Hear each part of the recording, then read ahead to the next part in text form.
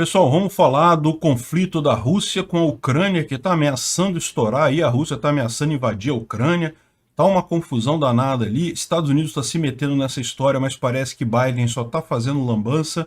Vamos entender esse assunto e as consequências disso para a liberdade no mundo todo, tá? Pode estar pintando uma terceira guerra mundial, não é brincadeira não. Essa notícia foi sugerida por Eu Não Vou Ler Apelido de Comunista, Revolta Armada de Chinelo Havaiana, Lampião Libertário, É Natal o Ano Inteiro na Barba do Peter, Lorde Hypnos, Vacinando Tobas, Líder da União dos Comedores de Gigantas e Álvaro de Jequitinhonha. Obrigado aí ao pessoal que sugeriu a notícia, obrigado a você que está assistindo o nosso vídeo. Se você gosta do nosso conteúdo, por favor, deixa o seu like, se inscreva aqui no canal, né?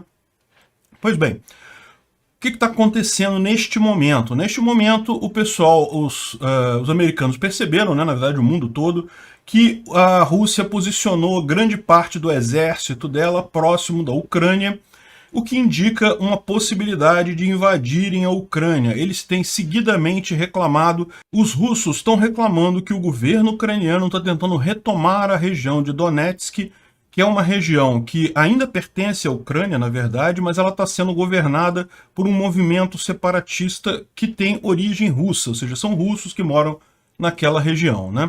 Aliás, isso é uma confusão, essa confusão toda remonta à época da União Soviética. Por quê? Vocês lembram, na época da Guerra Fria da União Soviética, era tudo uma coisa só, Rússia, Ucrânia, coisa e tal. E a Rússia, de forma muito esperta, ela colocou muitos cidadãos russos nessas repúblicas que eram, não, eles faziam parte da União Soviética, mas não eram da Rússia em si, né? E isso é um problema até hoje. Você tem movimentos separatistas russos em vários lugares aí, várias dessas repúblicas aí no mundo todo, e na Ucrânia é o pior caso, né? Mas o caso na Ucrânia é ainda mais grave, tá? Para entender a gravidade disso e por que o pessoal está chamando o Biden de Neville Chamberlain, vamos entender um pouquinho dessa história, porque você provavelmente nem sabe quem foi Neville Chamberlain e por que a Ucrânia está nessa confusão toda. Realmente uma situação bastante chata, tá? Bom, então, como você sabe, a Ucrânia fazia parte da União Soviética, então, na época da Guerra Fria, não tinha diferença, e mais do que isso, como a Ucrânia fica mais a oeste, a União Soviética botava a maior parte do arsenal atômico dela na Ucrânia. Então, a Ucrânia, na verdade, tinha a maior parte do arsenal soviético nuclear, né? Quando acabou a União Soviética, virou um país independente a Ucrânia. Só que aí isso gerou um problema, porque a Rússia, que era o país mais forte, se sentia dona daquele arsenal que estava na Ucrânia. E o arsenal estava lá na Ucrânia, então a Ucrânia entendeu que, pô, peraí, mas a gente tá saindo da União Soviética, o país é nosso, o arsenal ficou aqui, né? E nessa confusão toda, houve um acordo assinado pelos democratas, com o intermédio dos democratas americanos, em 94, que combinou a seguinte coisa entre a Rússia e a Ucrânia, né? Foi os democratas que assinaram isso lá, né? A Ucrânia devolveria o arsenal atômico todo para a União Soviética, devolveria todo o arsenal nuclear para eles. Em troca, a União Soviética reconheceria as fronteiras da Ucrânia e se comprometeria a nunca invadir a Ucrânia, não reclamar nenhum território, coisa e tal. Por que isso? Porque teve também umas trocas de terra. Por exemplo, a Península da Crimeia, né, que fazia parte da Rússia antes da União Soviética, foi cedida à Ucrânia, porque como estava todo mundo junto ali, né, era mais fácil para a Ucrânia administrar aquele pedaço de terra, foi cedido à Ucrânia. Então, a Rússia reconheceu no Tratado de Minsk, em 94, que aquelas fronteiras da Ucrânia eram válidas em troca da Ucrânia devolver as armas. A questão toda é que esse tipo de troca é complicada, porque você está justamente devolvendo a sua capacidade de defesa, né? Ou seja, a Ucrânia ficou sem nenhuma defesa própria, né? Perdeu uma boa parte do arsenal dela própria que estava lá nas terras dela.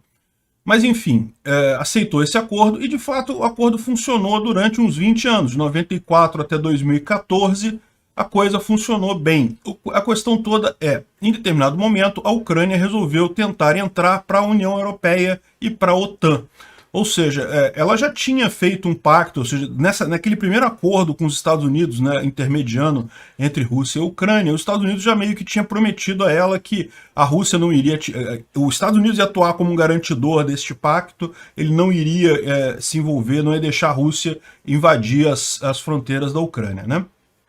Mas em 2014, vocês lembram, houve toda a confusão, a Ucrânia ela queria entrar para a União Europeia, queria entrar para a OTAN, e com essa confusão toda teve uma eleição muito conturbada, e o presidente que era amigável aos russos acabou caindo, entrando um pessoal que queria a entrada na OTAN. Segundo dizem, essa movimentação política foi causada pelos Estados Unidos e coisa e tal, mas isso aí é uma coisa difícil de saber, não seria impossível, mas enfim. O fato é que o pessoal da Rússia não gostou dessa história da Ucrânia ter, primeiro, tirado o presidente pró-Rússia de lá, e segundo, tá falando de entrar para a União Europeia. A União Europeia e a União Soviética não é tão diferente assim não, tá? Mas enfim. E entrar para a OTAN, né? Ou seja, a Rússia passaria a ter um membro da OTAN ali com uma divisa direta com eles, né? Pois bem, o que aconteceu então em 2014? Uma grande briga entre grupos dentro da Ucrânia, em que haviam o pessoal que era favorável à Rússia, que achou que a eleição foi corrompida, que a retirada do presidente foi inválida, foi um golpe, não sei o que lá.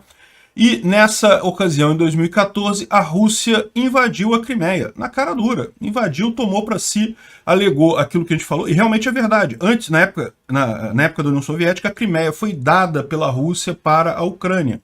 Mas lembra, o Acordo de Minsk de 94 defendia que a Rússia deveria manter as fronteiras todas, né? Enfim, não deixou de ser uma violação daquele acordo. Mas mais do que isso, um grupo de rebeldes pró-russos, né, que não aceita o governo ucraniano atual, fez uma revolta e tomou as cidades de Donetsk e Luhansk. Essa região que está marcada em vermelho aqui, tracejada, são áreas controladas pelos separatistas, tá? É o pessoal pró-Rússia e coisa e tal, eles estão controlando essa área do governo ucraniano.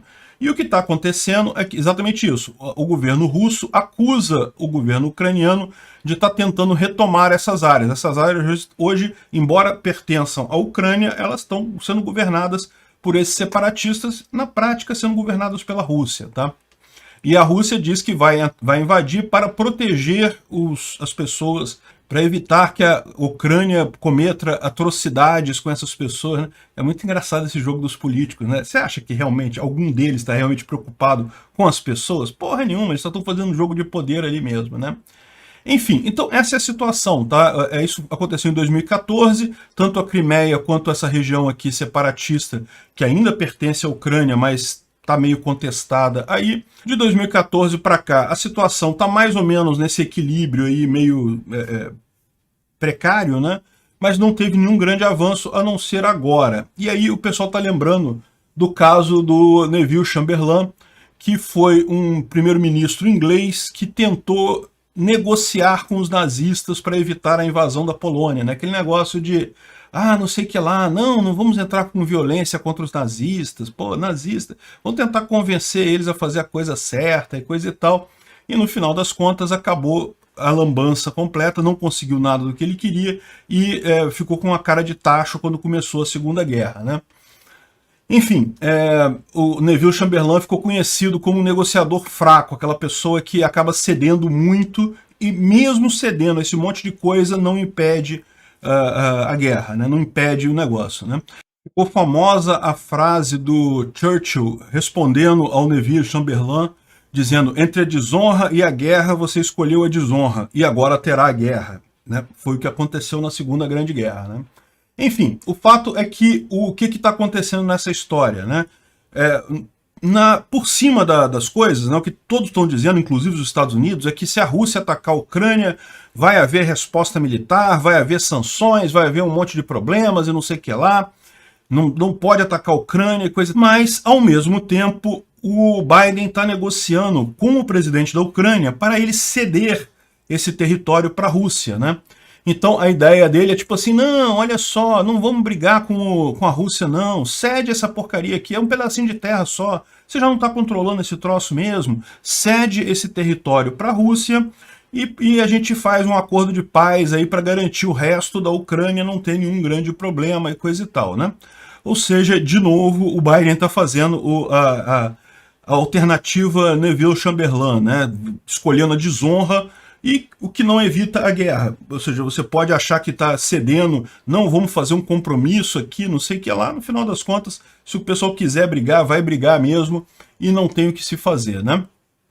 Então, essa é a situação que estamos neste momento. Isso está acontecendo neste momento e é uma coisa bastante grave. Há um temor real que isso resulte numa guerra, e se resultar numa guerra, certamente a gente já pode ver os desdobramentos disso, porque os Estados Unidos e a Europa vão querer proteger a Ucrânia, porque se eles abandonarem a Ucrânia, vão estar mostrando a calcinha para a Rússia, né? No final das contas, realmente seria um absurdo esse tipo de coisa. E a gente já pode até ver as alianças se formando, porque a China pode aproveitar uma briga entre Rússia e Estados Unidos para aproveitar e invadir Taiwan, porque Estados Unidos teria que abrir uma segunda frente de batalha contra a China em Taiwan. Seria um cenário de guerra mundial. E pior, um cenário de guerra mundial em que agora você tem um monte de gente com arma nuclear. Pior, algumas pessoas bastante malucas, algumas ditaduras comunistas bastante sérias com armas nucleares. Isso realmente é uma coisa sensível, né?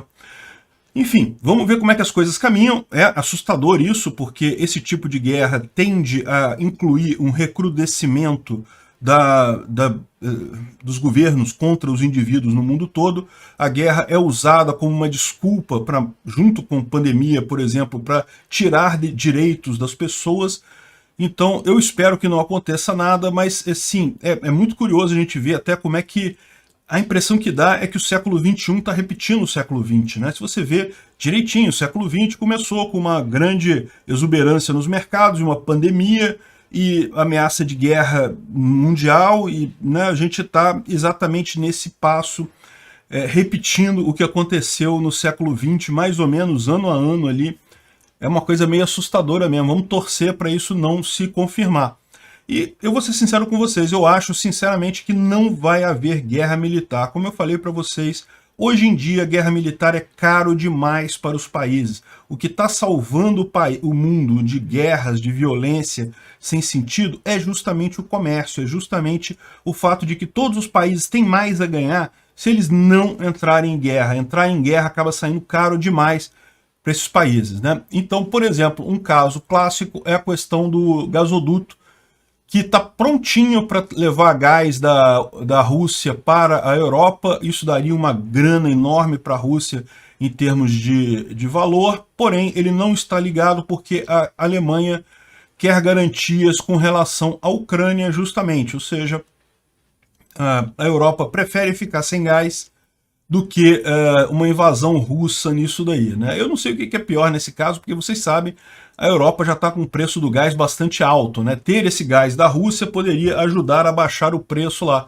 Mas repara como preocupações comerciais acabam evitando embates militares. Isso é que a gente tem visto acontecer já há bastante tempo, né? Tirando algumas situações que não foram nem guerras, né? Foram meras invasões dos Estados Unidos ali no Oriente Médio, coisa e tal.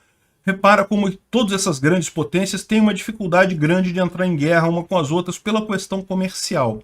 Neste momento tem muita gente tentando jogar panos quentes e abafar esse troço porque em termos econômicos seria ruim para muita gente. Vamos torcer por isso. É o que eu falo, comércio é uma grande força de paz. É a maior força de paz que existe no mundo. É esse negócio de, não, vamos fazer acordos, ONU, assinar tratados, isso não serve para porra nenhuma. No momento que o país quer ignorar um tratado, quer ignorar alguma coisa, ele ignora, foda-se. O problema todo é econômico, né? Quando você tem o comércio, isso sim resolve o problema. É mais um daqueles problemas que o pessoal estatista adora dizer que eles resolveram. Não, a gente fez a ONU, olha como resolveu o problema das guerras. Mas na verdade não foram eles que resolveram, foi o comércio, foi o livre mercado. Obrigado por sua audiência. Se gostou do vídeo, por favor, deixe o seu like e se inscreva no canal para aumentar a relevância dele no YouTube. Assim, mais pessoas terão acesso às ideias da liberdade. Considere clicar no sininho e pedir todas as notificações para ser avisado de novos vídeos. Se quiser contribuir sugerindo notícias, vá em nosso site ancap.su, cadastre seu usuário, clique em sugerir pauta. Basta colocar o link da notícia, escolher a melhor foto e confirmar. Se quiser contribuir com o canal financeiramente, veja as formas de apoio nos links da descrição do vídeo. Contribuindo, você pode fazer parte do Discord dos patrocinadores. Se quiser camisas com a marca do canal, veja nossa loja no site pimentanocafé.com.br/visão libertária. O link está na descrição do vídeo.